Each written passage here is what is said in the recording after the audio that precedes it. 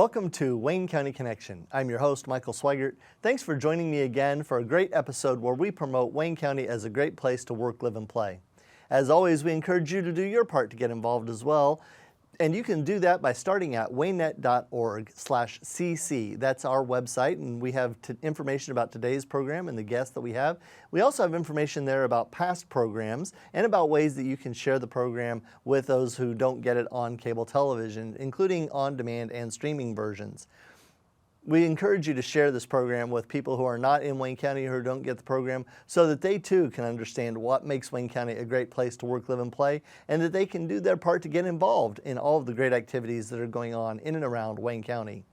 Well, it's a great way to start a new year. This program begins right before New Year's Eve and will be going through the month of January. And we know that our viewers and our county residents are excited about the prospects for 2022. So we encourage you to check out the calendar at waynet.org/calendar. And there you can find some more information about events that are going on in and around Wayne County. You can also post your event there at the calendar for other people to get involved and to know more about what's going on in our communities. And we have some great and vibrant communities here in Wayne County, Indiana: Richmond, Fountain City, Hagerstown, Cambridge City, Milton, and all the little Greens Fork and all the spaces in between. Today's program, we are focusing on an elected office here in Wayne County. It's part of our Get to Know Your ... in Wayne County, and we have to welcome to our program today Susan Isaacs, and she is the Wayne Township Trustee. And as she will tell you, she is not a county officer, but she is an elected official, and we'll learn more about the office in a moment. But thanks, first of all, Susan, for joining us today. Nice to be here. Thanks. Again, Susan is the Wayne Township Trustee here in Wayne County, Indiana. And Susan, for those of our viewers who may not know you, could you just tell us a little bit about yourself? Well, I'm born and raised here, left town for about 15 or 20 years, moved back home, and somehow I was an accountant, and then I got involved. I worked at the assessor's office, and I was down the hall from the trustee's office and kind of knew what they did. And when the trustee left, I thought, well, I'd really like to do that. And so they did a caucus, and I got that position, and I've had it since 2010. So every 4 years I have to go up and make sure I get it again. But I really enjoy what I do, and feel like I'm doing what I'm supposed to be doing, when you get in a place where you're able to do what you want to do, help people. All right. Well, we're going to hear more about that in just a moment. So a Wayne County resident who moved away and came back with an accounting background, which is very helpful in the trustee's office, because trustee really talks about being a trustee of public funds to help county residents, and specifically township residents here in Wayne County. And for those who are not residents of the Wayne Township here, there are other trustees in Wayne County, and you can find out more information about that. We'll have links to that information on our website, waynet.org/cc. But what is the trustee's office for people who may not really understand what that is? And we're going to talk in general terms about what the trustee's office is here in Wayne County, in Wayne Township in particular. Yeah, I think most people don't know what the township trustee does. It's kind of low radar unless you need it, or somebody that needs it. You don't really know what we do. And like I said, we're going to go through specific services that we offer and things that we do, but we kind of are a unique elected office in that we have a flexibility that's a blessing and a curse. The blessing is that we can do things kind of outside the box. We can, if it's an odd need that is, that something that they had to do, or something we can call a basic need, we can, tweak it a little bit. We're not set solely by income guidelines, and it's a needs-based program. How much money did you have? How many resources did you have, and where did it go? So if you had the resources and you went to the boat, we can't help you. It's not where it's just, if you do X income, you get X dollars. It's based on each situation is different. So a person could have more money and get approved, and somebody who had less money not be approved. So it's a lot more difficult than just like applying for food stamps or something. Is very simple and just based on numbers, where we have people that have to check all this stuff, and it's a little more complicated, but we are able to do more a lot of times then. So it's good. We always look for reasons to help people, not the other way, but we have to be we have to do our jobs fiscally too. responsible as well, yes. So in general terms, the trustee's office is an assistance program for people who have a specific need for getting by. We generally think in terms of people who may be in poverty, either long-term poverty or more specifically an immediate circumstance where their resources don't meet their needs. And the trustee's Situational office, poverty, that's what that is. When something bad happens, we've had people had their amputations and bad illnesses and different things like that we can help them. And we can actually help people who are waiting on Social Security, to get through till their Social Security comes through in certain situations. And we also, rather than just being an assistance, we are also we have the authority and the opportunity to do things to make our community better. Hence this Dwyer Center and hence the downtown center. And a lot of the programs that we do, we partnered and helped significantly with Richmond Parks Department on several projects over the last few years. Very proud of that. Richmond Fire Department, we were a major contributor to the new training facility. I believe we were the number 2. So we things that we can do to make the community better, we sneak in the back door and are able to help. And that makes me feel good about our office too. So it's a lot more than just assistance. It's a lot more than that. and we're going to talk about some of the other, a lot more here in just a moment. One of the things that I want to focus on is it is an elected position, but there are boundaries. It is a political boundary in addition to being a geographic boundary. So Wayne Township serves what area for our viewers? The entire city of Richmond, and then they call the 2 mile fringe, which is not really 2 miles, but around the edges of Richmond where it overlapped, but the entire city plus kind of around it. And so some of the unincorporated area bordering the incorporated area of the city of Richmond. Okay.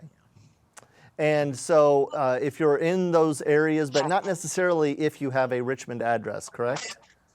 I think everybody we have does have a Richmond address. Yes, they do. Okay. So, but they don't necessarily get all the services from Richmond. It's complicated. They might have different utility providers and sheriff, and it's not as simple as just the Richmond address thing. So it is a township border basis. It's not Richmond city residents. It's not.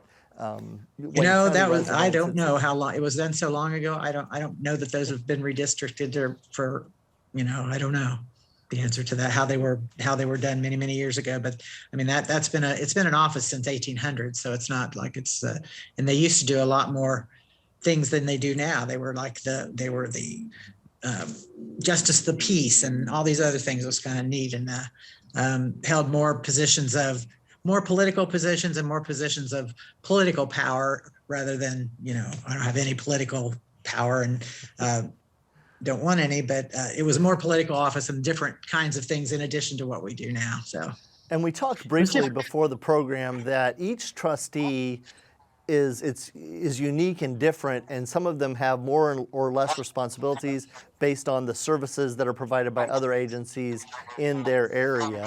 And so it's really kind of difficult to say in general terms that if you go to the trustee or if you have this kind of need, the trustee is the office that you go to. So we would encourage you to contact the trustee's office to ask the question first, specifically in Wayne Township or in the township where you reside, if there's a need that you think falls under their purview. For Susan, the way to get in touch with her is she has a website, and we'll put that up in just a moment here. It's WayneTownshipTrustee.com. She's also active on Facebook, and you can also call the office there to find out more information about getting in touch with or what kind of services are available at the trustee's office here in Wayne Township. So Susan, speaking of those services, if you would give our viewers a rundown of the wide variety of services that you provide to township residents. The first thing, of course, is the Township Assistance, and that is by code, by law, that every township trustee has to provide township assistance for basic needs for individuals who, in the code reads that we are to provide for the basic needs of those who, despite their best personal effort, are unable to do so for themselves. This goes back to needs-based. You have to work, you have to do all these other things. You can't just come to us and say, well, this is my income, give me more and more and more. It doesn't work that way. But on the other side of it, we can help people more sometimes that really need it. So basic needs can be rent, mortgage, utilities, prescriptions, any item that is reasonably deemed to be a basic need by the trustee, which gives us a little bit more flexibility and helps us help people in weird situations. We do a lot of referrals, and not just referrals. Well, here's where you need to go here, go here, go here, go here. We work with the other agencies, and we know the people in the other agencies, and they know us. And a lot of times we can know what's going to happen over the phone before we send somebody. So we don't send them on a wild goose chase because we have good relationships. We help people go through and do the applications for the other agencies if they don't know or if they're having trouble. We try to be more than just tell them to go down the road. And we try to help people get through those processes if there are other resources available, such as federal programs and things that are available. We also have a representative payee program, which I'm very proud of. It has between 50 and 60 individuals who are on some type of Social Security, but for whatever reason, very many different reasons, cannot handle their own finances. Mm-hmm. And you talk about success stories. I have had people come in there and in 2 months, you wouldn't even recognize them, how they just have blossom because that's off their shoulders. A lot of times they make enough money. Well, they always make enough money to pay their bills and stuff, but they just, for some reason, a lot of people, depression, all kinds of reasons, it can be, the bills just weren't getting paid and they were just always just way down. And we've gotten people into nice places, and we just got a couple, they were twins, and we got them into a nice, old people place, and they love it. It's at the Leland. We were the two ladies who take care of that have been doing it for 30 years plus, and they really care about them, and they just, nobody messes with our clients because those are the type of people that get it taken advantage of, robbed.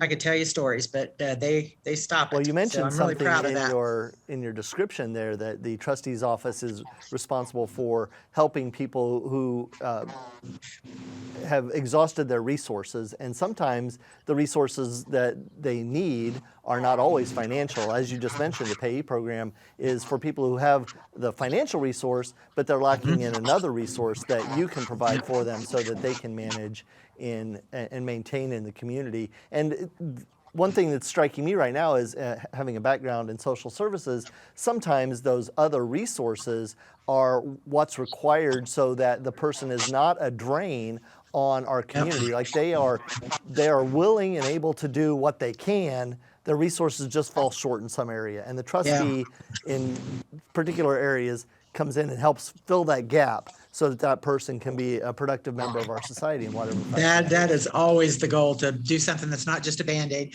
We do a lot of Band-Aids, they're necessary, but whenever we can tweak it a little bit where we make bargains, you do this, I'll do that kind of stuff, and try to move them forward and get them out of that hole, the hole by the getting into money traps from check cashing agencies, and just on and on and on. Sure. We work with them over a 6-month period. You do this and we'll do this for 6 months or whatever, and then they're free. We only do that once, but we try to help people as much as we can. And that's just one thing that we do. So that's a pay program, is something I'm really proud of. We don't charge anybody anything for it, but many times I've talked with them and said, if we stopped doing this, they'd be on the other side of our desk. Right. Getting money from us. So it's a great program.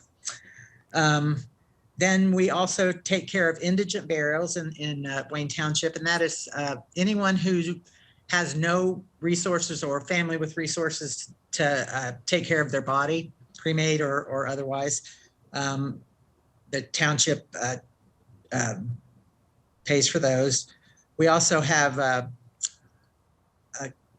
care of 5 cemeteries. 2 are very small, and then 3 are fairly good size. Hoover Bulla out by Spring Grove, King Cemetery out kind of behind the hospital, State Hospital, and Chester Cemetery, which is out Arba Pike. Those 3 are pioneer cemeteries from the 1800s. The King Cemetery, the first grave was 1813. That's pretty cool. And we've totally redone and cleaned the stones and reset stones and put fences up, and they look so much better now than they did. So that's been a labor of love for us to do. We also administer other funds that are not property tax funds or funds that we would normally have. Some of them, and that's usually county level, not just township level. some federal funds such as Emergency Food and Shelter Program, which we just ended 2 cycles and getting ready to go into 2 more cycles, which usually it's 1 cycle a year. But since COVID, we're going to have 4 or 5 cycles this year. So it's a lot more money and a lot more resources out in our community. We administer it for the whole county, but we don't get all the money. We do the shelter and then there's food and other agencies and the homeless shelters, et cetera, get pieces of the pie. And local COVID funds in 20 and 21, we got pretty large amount of money from both United Way and Wayne County Foundation that were for people having COVID crises.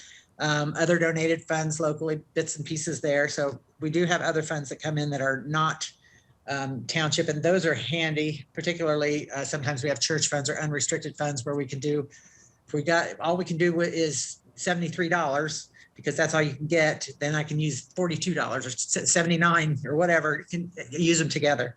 I do always try in most instances to use the township funds first and then use the other funds last. We also, we do have a downtown building that for the last couple of years has just been being used by the early childhood education, Pat Heine and Nancy Green. They're a piece of Wayne County, Forward Wayne County. So that's a nice thing. And then of course, Dwyer Community Center. We have all kinds of different activities and stuff that goes on down here, very wide variety. I just wanted to list a few things that we've done recently. We do quite a bit of things for women. We've had gun safety, self-defense, all kinds of stuff for women, how to spot a dangerous partner for teens and young women.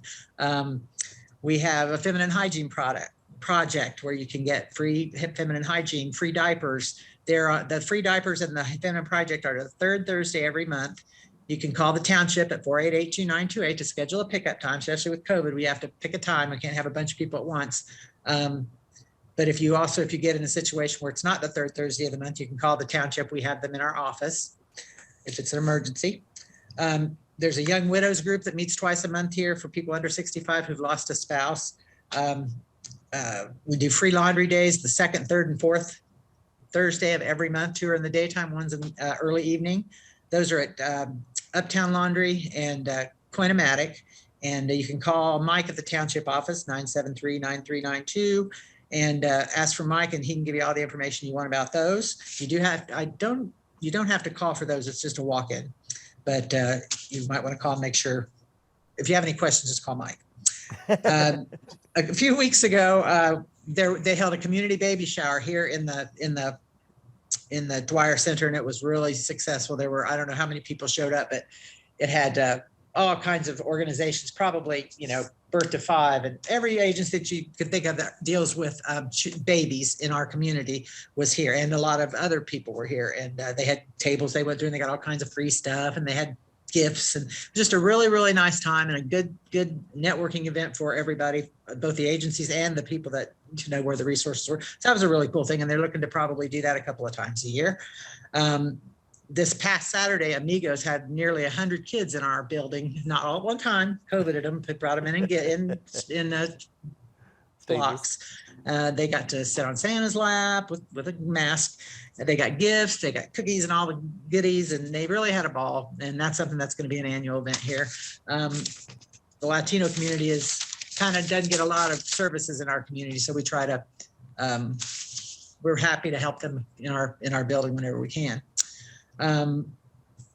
That's just kind of an overall of some of the stuff that we do here. We also to kind of recap there for just a second, Susan, because you've mentioned a lot of things. So you have some financial assistance programs that are sponsored by taxpayer funds that are from various agencies or various government departments, some of which are specific township funds, some are other grants from local, state, federal agencies.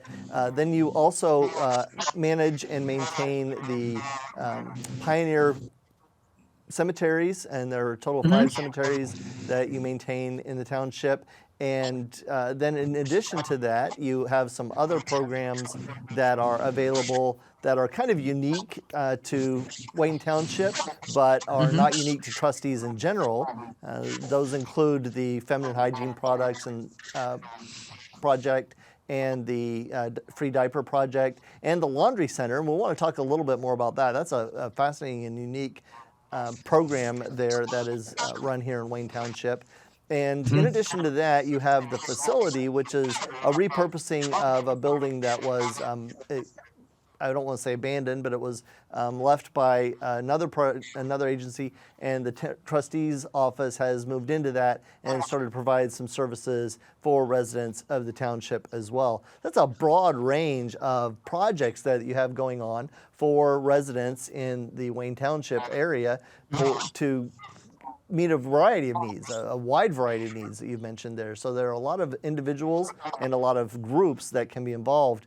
You also mentioned, really interestingly, some private donations that come in to the trustee's office. And that makes the trustee's office kind of a unique office for our residents in this area, because it's partially government funded and partially privately funded. So you get some leeway there in being able to provide a wide variety of assistance to our areas. If I wanted to make a contribution, or if my group wanted to make a contribution, either a private group or a church or something of that nature, what is the way that is taken care of? Or is it just call you and we do it on the side? Well, they get audited just like our regular funds through our semi-annual audits or biannual audits. And they are separate, each one. So we have, like, my clerk just loves, we have like 12 lines that have to be, balanced and always kept. And where's that go? And they can tell us where they want it to go. Like, can I plug just one company who's done thousands and thousands of dollars a year for us? Holland Color. Mm-hmm. They started out with our diaper project, with the laundry project, and we'd go in every year and ask for it again, and they'd renew it. And about the third or fourth year, I went in and I asked for it, and the guy looked at the other guy and he said, I thought we decided on that. And I said, what? Well, I thought that's why I was here. And he said, no, we've decided to make that a line item in our budget. So it's now an annual line. It's a done deal for the foreseeable future. It's a line item. So what else do you want us to do? So then they fully fund, pretty much fully fund the diaper project and the feminine hygiene project as well. And at Christmas, they called and made Christmas bags for all of our payee clients. And since we weren't having a project because of COVID, they delivered them. I mean, wow. And they buy nice big bags with nice gifts and really nice. And our clients don't really have families or anything, a lot of them. So it's a really big deal. They are incredible, very generous. And we could not, we get a lot of support from churches, particularly First English Lutheran, but they come and do volunteer there a lot. But we get a lot of support from churches to quarters. And if we get, we've never been low on laundry soap, but if we ever did, we did, I think, once early on, and we put it out there on Facebook and we were just inundated, bombarded. So we have not had to buy a laundry soap or a fabric softener sheet since we started. So it's just amazing to be able to do those things. And that is not taxpayer dollars. Right. And we noticed that you even have a separate website for that that's linkable from yours as well, but it's the Laundry Project. And sometimes I think that some of the basic daily needs that people who are not in a poverty situation, situational poverty or long-term, kind of take for granted. The ability to have clean clothes is one of the things that we just kind of don't think about. But until you sit in my office and see crusty socks on little kids, then you think about it. I'm sure. Breaks your heart. And so this Laundry Project, and by generous donations, especially corporate sponsorship, but also other donations. In fact, I noticed on the website for the Laundry Project that every amount of money that is given goes directly into the machines to fund the Laundry Project for those individuals who need that service. Again, 3 times a month at 2 laundries here in Wayne Township, and that's an option as well.